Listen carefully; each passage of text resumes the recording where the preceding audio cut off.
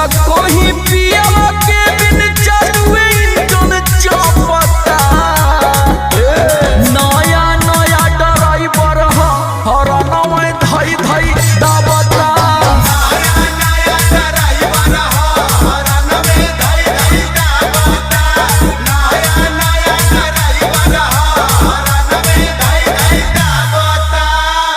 लागता कि सखी लर्निंग में वार्निंग ना कर पाई।